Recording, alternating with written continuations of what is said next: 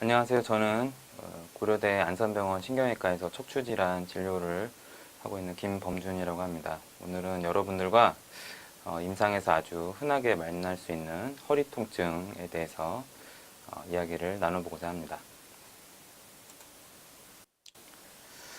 강의 순서는 다음과 같습니다. 먼저 인트로덕션, 그리고 노백페인의 여러 원인들, 그리고 터미놀로지, 그리고 요통 환자에서의 피지컬 이그제미네이션, 그리고 우리가 꼭 놓치지 말아야 할 레드 플래그 사인, 그리고 이런 단순 방사선 사진을 보는 방법, 테이크홈 메시지가 되겠습니다.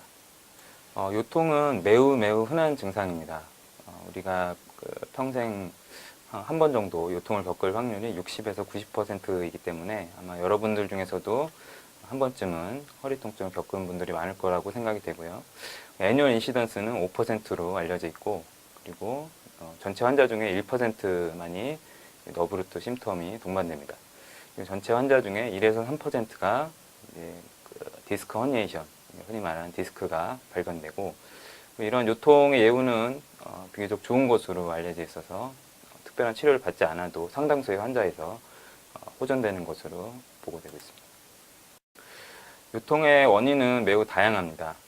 먼저 염좌, 우리가 흔히 염좌라고 부르는 머슬 스트레인이나 리가멘트 스프레인이 가장 흔한 원인으로 되어 있고, 그 밖에 척추의 퇴행성 질환들, 디스크나 척추 협착증, 후관절 증후군 등 퇴행성 질환이 있고, SI 조인트나 골관절염, 변형 등의 원인도 있고, 그 밖에 외상이라든지 골절, 그리고 드물게는 감염이나 종양, 그리고 안킬로징 스폰딜라이티스 같은 오토이뮨 디지즈에 의해서도 요통이 발생할 수 있습니다.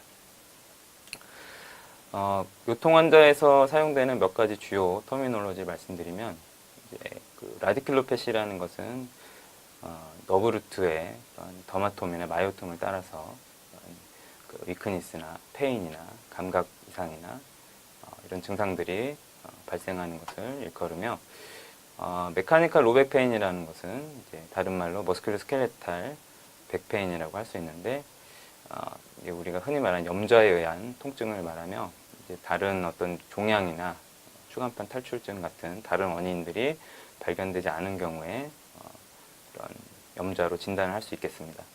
사이아티카라는 것은 일반적으로 좌골신경통이라고 부르는데요. 이것은 여러 가지 원인에 의해 발생할 수 있지만, 요추간판 탈출증에 의한 요추신경근 병증에 의해서도 이런 사이아틱 너브의 주행을 따라서 통증을 호소하는 경우가 더러 있겠습니다.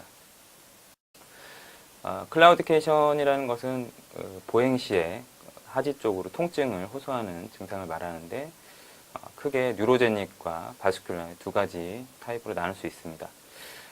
뉴로제닉 같은 경우는 스파이널 스테노시스에 주로 발생하고, 바스큘라는 페리페럴 아터리 디지즈, 즉 에스테로스클레로시스에 의해서 발생하는데, 비슷하지만 원인이 다르기 때문에 감별하는 것이 중요하겠습니다. 주된 차이점은 뉴로제닉은 이런 너브의 더마톰을 따라서 증상을 주로 호소하는 더마토마라는 양상을 보이고, 바스큘라 같은 경우는 바스큘라 서플라이를 공유하는 머슬 그룹을 따라서 증상을 호소하게 됩니다.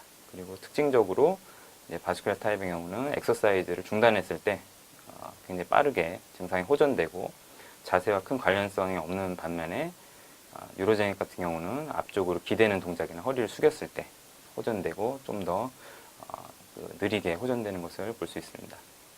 또 다른 차이점으로는 바스큘라 같은 경우는 클라우디케이션이 발생하는 거리가 일정한 것으로 되어 있고, 그리고 아무래도 블러드 서플라이와 관련된 증상들, 다리를 들어 올리면 창백해진다든지 펄스나 템퍼러처가 저하되는 등의 증상은 바스큘라 타입에서 더 흔하다고 할 수 있겠습니다. 흔히 우리가 디스크라고 부르는 추간판 탈출증의 아나토미에 대해서 간략히 설명을 드리겠습니다. 뉴클리어스 펄포서스라고 하는 이런 젤라티너스한 내용물이 애뉴러스 파이브로서스라고 하는 섬유륜에 의해서 둘러싸여 있는데, 퇴행성 변화, 노화에 의해서 퇴행성 변화가 진행되면 이 섬유륜이 약화되면서 파열이 될 수가 있습니다. 그 미드라인에 이제 PLL이라고 하는 포스테리어 론지튜디널 리가먼트라고 하는 단단한 구조물이 있기 때문에 그림에서와 같이 후측방으로 터져 나오면서 신경근을 압박하게 되는 이러한 경우를 우리가 추간판 탈출증이라고 읽었습니다. 이런 추간판 탈출증에서 가장 중요한 피지컬 이기점 중에 하나가 이제 SLR 테스트인데요. 요 추간판 탈출증은 주로 이제 L45와 5S1에서 발생을 하는데 이런 경우에 다리를 이제 곧게 편 상태에서 엘리베이션 시켰을 때 30에서 60도 사이에서 증상이 재현되면 양성애라고 할 수 있고 앵클을 돌시플렉션 시키면 좀 더 민감도를 올릴 수가 있습니다. 이런 SLR 테스트는 환측에서만 시행하는 것이 아니라 반대편에도 반드시 시행해야 하는데 SLR 테스트 자체가 센시티비티가 높고 스페시피시티가 낮은 테스트이기 때문에 위양성이 높은 검사라고 할 수 있는데 만약에 반대편 다리를 들어 올렸을 때 환측에서 증상이 재현된다면 이때는 추간판 탈출증의 스트롱 포지티브한 사인이라고 할 수 있겠습니다. 이제 상부 요추의 경우는 이제 SLR 테스트로 신경근에 충분한 장력이 주어지지 않을 수가 있습니다. 이런 경우에는 환자를 엎드린 상태에서 무릎을 플렉션 시켜서 다리를 들어주는 페모럴 러브 스트레치 테스트를 시행하면은 이제 프로보케이션을 시킬 수가 있습니다.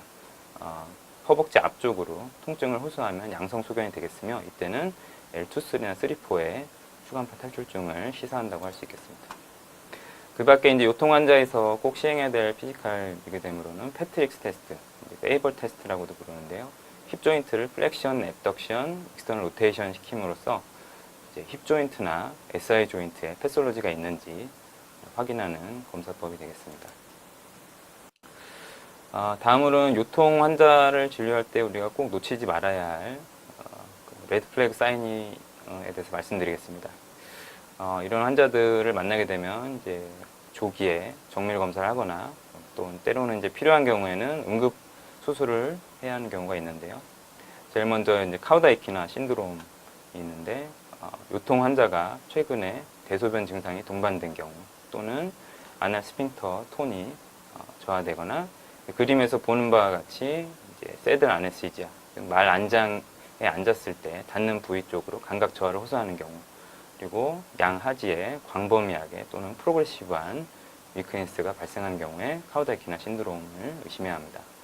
스파이널 프랙처는 환자가 70세 이상인 경우 그리고 어떤 시그니피컨트한 트라우마가 있었던 경우 심한 엑시얼 페인을 호소하는데 누우면 호전되는 경우 또는 이제 골다공증이 있는 고령의 환자가 마이너 트라우마를 입었거나 또는 어떤 리프팅을 한 후에 페인을 호소하는 경우 의심해야 합니다.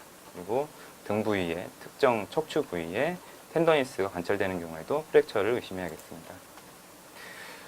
캔서나 인펙션의 경우는 이제 환자의 나이가 50세 이상인 경우나 20세 미만인 경우 그리고 캔서의 과거력이 있거나 피버가 있거나 설명되지 않은 체중 감소가 있거나 최근에 UTI 등의 어떤 감염이 있었던 경우 또는 IV 드럭 어뷰저이거나 HIV 인펙션이 있거나 또는 이제 누워도 호전되지 않거나 이제 야간에 심해지는 통증을 호소하는 경우 이럴 때는 캔서나 인펙션의 가능성을 의심해야겠습니다.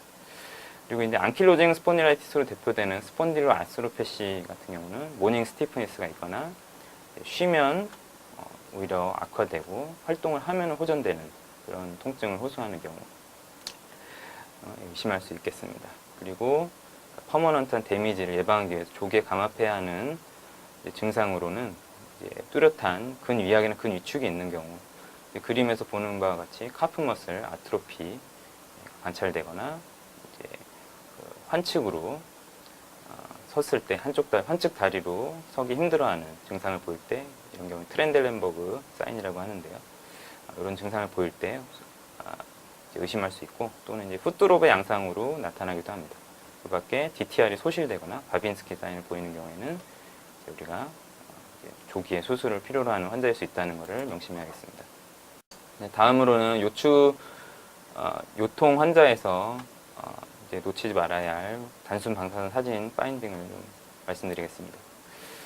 지금 보시는 사진은 우리 흔히 말하는 뱀부 스파인이라고 해서 강직성 척추염이 상당히 진행된 환자에서 홀 스파인이 퓨전되어 가는 하면서 좀 모션이 거의 소실되어 있는 모습을 볼 수 있는데, 이런 신데스모 파이트에 의해서 홀 스파인의 퓨전이 진행되고 있는 모습을 볼 수 있고, 이런 환자들은 본 퀄리티도 떨어져 있지만 굉장히 그 지렛대 효과로 인해서 프랙처에 취약한 상태이기 때문에 혹시 프랙처가 동반되지 않았는지도 꼭 염두에 두어야겠습니다. 다음으로는 척추 전방 전이증인데요. 척추체가 앞뒤로 이렇게 전이 되는, 우리가 퇴행성 변에 의해서 리가먼트 렉시티가 발생하면 이렇게 전이가 발생할 수 있는데, 크게 두 가지 타입으로 나눌 수 있습니다. 그림에서 보는 바와 같이 팔스 인터 아티큘라리스에 디펙트가 있는 경우, 스폰딜라이시스가 동반된 타입을 이스믹 타입이라고 부르고, 이런 디펙트가 없는 타입을 디제너러티브 타입이라고 부르게 되겠습니다. 오블리크 뷰로 엑스레이를 찍어보면 이제 흔히 말하는 스카티덕 사인이, 이런 개목걸이 모양의 디펙트가 관찰될 수가 있습니다. 다음은 컴프레션 프랙처인데요. 오스테오포로틱한 올드에이지 환자에서 주로 소라코 럼바 레벨에서 컴프레션 프랙처가 호발합니다. 그래서 사진과 같이 안테리어 웨징 쉐입의 하이트 로스가 관찰되는 경우에 컴프레션 프랙처를 의심해야 하며, 이런 경우에 비슷한 부위에 텐더니스가 관찰되는 것이 일반적입니다. 스파이널 메타스타시스의 경우는 엑스레이 AP 뷰에서 페디클이 한쪽이 잘 안 보이는 경우가 있는데, 이 페디클이 마치 그 올빼미 눈같이 보인다고 해서 윙킹 아울 사인이라고도 하는데요. 이렇게 페디클이 시메트릭하지 않고 이로전이 있다면 놓치지 말고 튜머를 의심해야 합니다. 스폰딜라이티스 같은 경우는 세그멘탈 아터리를 통해서 인접한 두 레벨의 척추체를 침범하는 경우가 많은데요. 사진에서 보이듯이 엑스레이 상에서 인접한 두 레벨의 엔드플레이트 이로전이 보이면 스폰딜라이티스를 의심해야 합니다. 지금까지 요통 환자를 진료하면서 우리가 놓치지 말고 확인해야 할 내용들에 대해서 이야기를 나눠보았는데요.